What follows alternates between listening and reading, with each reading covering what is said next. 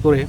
Em, Sebenarnya ada beberapa pemikir lain yang ingin saya bahas, terkhususnya pemikiran yang bertolak belakang atau skeptis lah terhadap agama, atau bisa dikatakan melakukan serangan gencar terhadap realitas religius pada abad pencerahan atau deisme di Inggris. Selain William Wollaston dan Anthony Collins yang sudah saya bahas di video sebelumnya, teman-teman bisa menyimaknya di sana.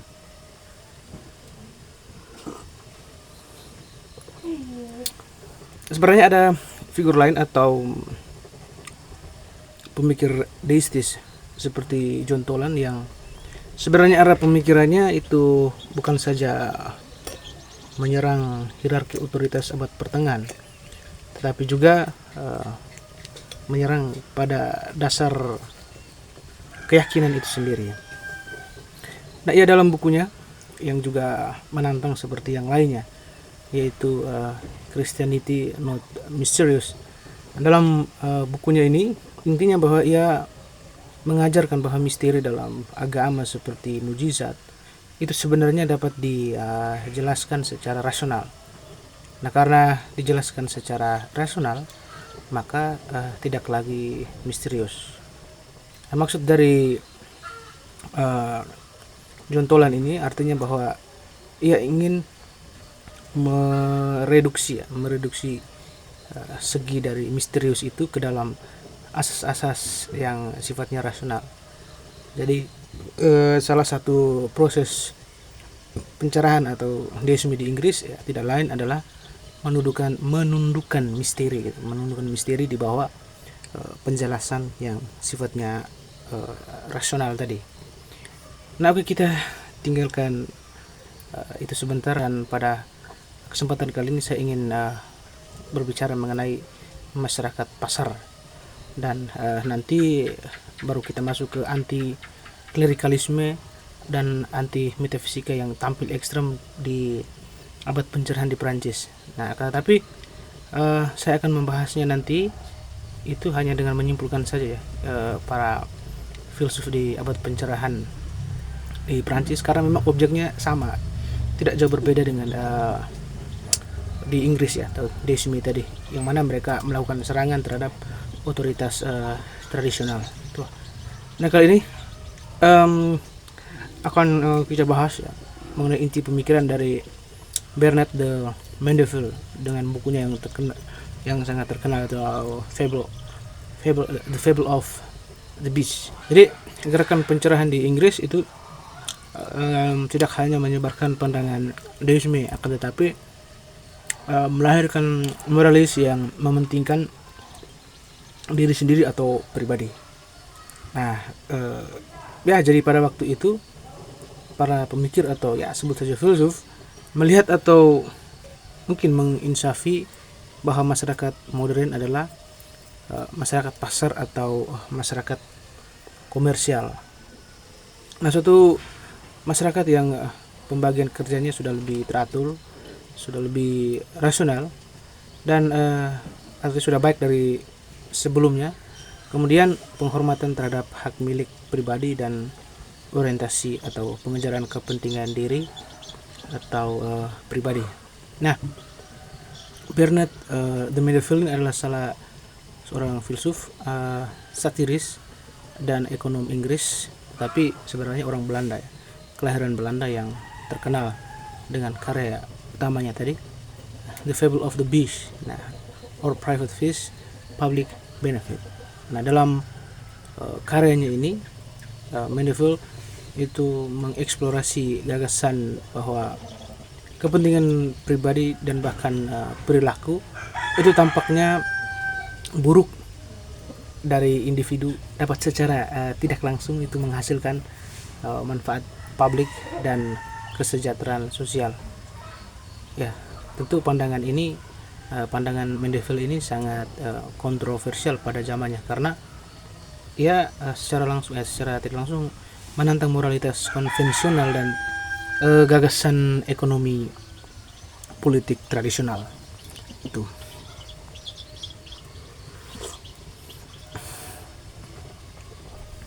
Nah, Bernard de Mendeville ini lahir pada tahun 1670 di Rotterdam dan kemudian pindah ke Inggris pada awal abad ke-18.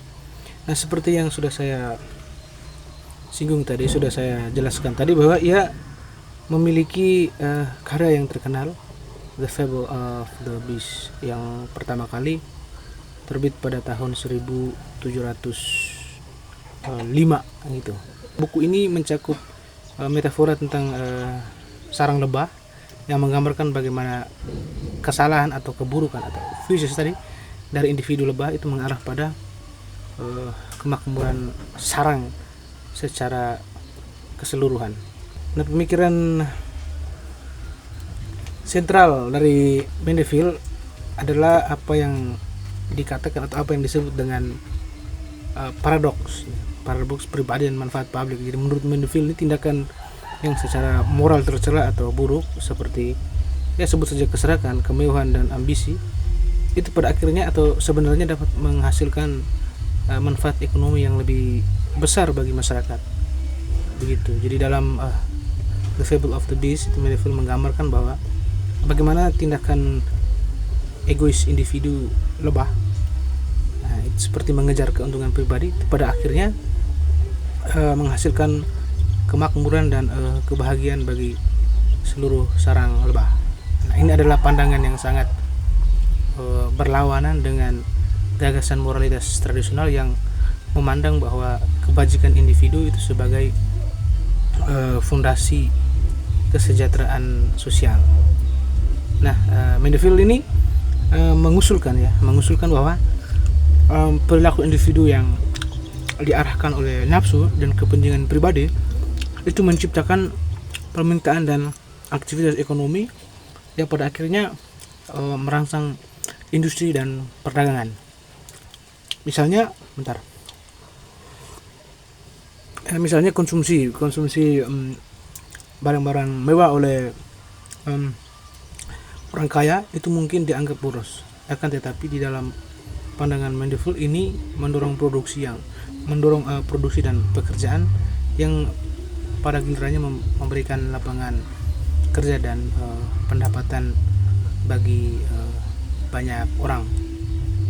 Lalu bagaimana ekonomi dan kepentingan pribadi? Nah, pandangan Mendeville ini memperkenalkan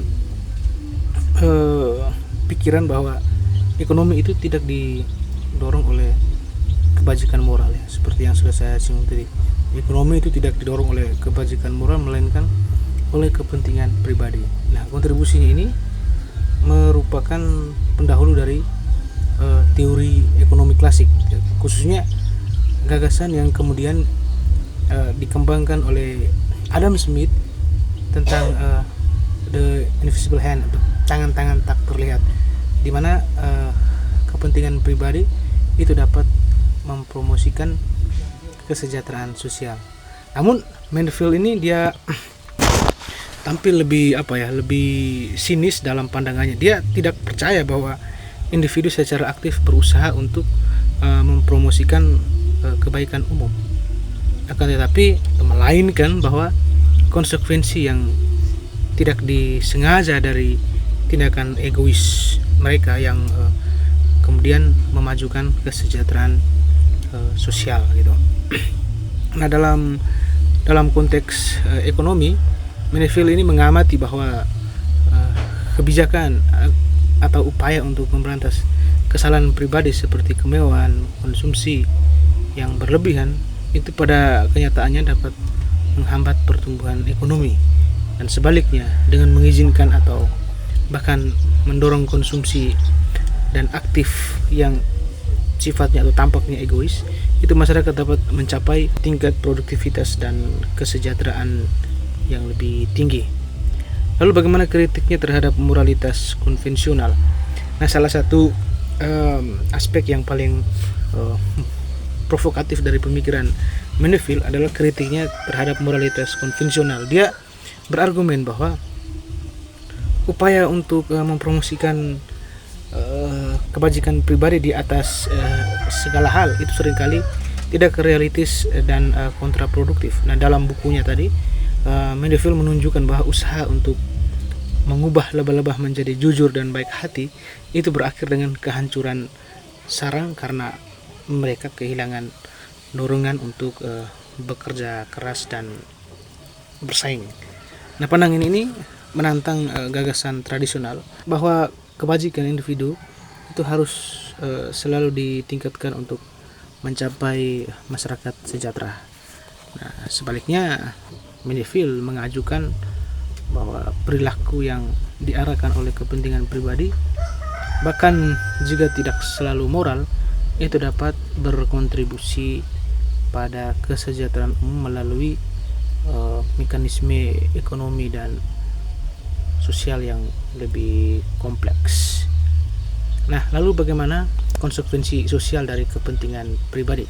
Sebenarnya Mandeville ini tidak mengklaim bahwa semua bentuk perilaku egois adalah baik atau harus didorong tanpa batas. Dia mengakui bahwa ada batasan di mana kepentingan pribadi itu dapat merugikan masyarakat jika tidak diatur. Tetapi dia menekankan pada pentingnya memahami bagaimana perilaku individu yang diarahkan oleh kepentingan pribadi itu dapat berinteraksi dalam konteks sosial dan ekonomi untuk menciptakan hasil yang tidak terduga. Mandeville juga mendorong peran institusi sosial dalam mengarahkan kepentingan pribadi ke arah yang lebih bermanfaat bagi masyarakat. Nah, dia menyadari bahwa pasar dan institusi hukum itu memainkan peran penting dalam mengatur dan memfasilitasi interaksi antar individu, memungkinkan kepentingan pribadi untuk diterjemahkan dalam manfaat publik. Lalu bagaimana dampak dan kontroversinya? Nah, pemikiran Mandeville ini sangat kontroversial pada zamannya dan menerima banyak kritik. Nah, karyanya itu kemudian dilihat oleh beberapa orang sebagai justifikasi untuk perilaku amoral atau tidak etis, sementara yang lain menganggapnya sebagai pandangan yang sinis dan meremehkan kebajikan manusia.